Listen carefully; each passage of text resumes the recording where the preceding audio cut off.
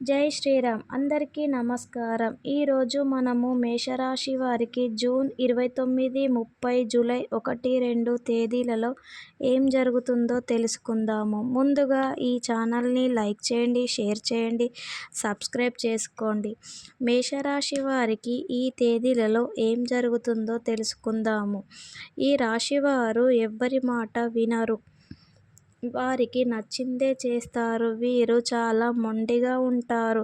అనుకున్న పనిని ఖచ్చితంగా సాధిస్తారు. ఈ రాశివారు చేసే పనినే నమ్ముకుంటారు.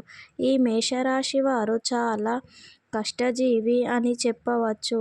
ఈ రాశివారు ఎవరైనా ఏదైనా పని చెప్తే నేను చేయను అని మొహం మీదే చెప్పే మనస్తత్వం కలిగి ఉంటారు. కానీ అది ఎదుటివారికి పొగరుగా అనిపిస్తుంది.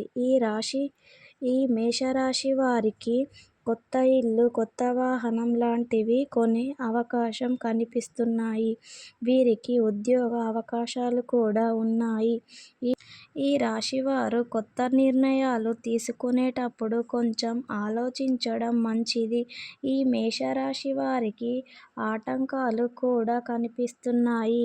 అవి ఏమిటంటే వీరికి ద్వితీయ స్థానంలో శుక్రుడు, తృతీయ స్థానంలో రవి మరియు చతుర్థ స్థానంలో రవి, బుధుడు కలిసి ఉండటం వలన ఇంట్లో వాళ్ళు ఈ రాశి వారికి శత్రువులుగా కనిపిస్తారు. అందుకని ఈ రాశివారు ప్రశాంతంగా ఆలోచించాలి, ప్రశాంతంగా ఉండాలి.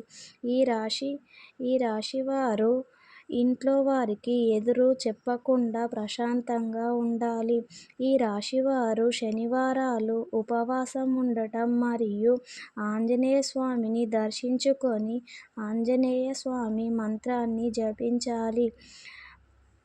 ఈ మంత్రం ఏమిటంటే ఓం హనుమతే నమః అని అనుకోవాలి.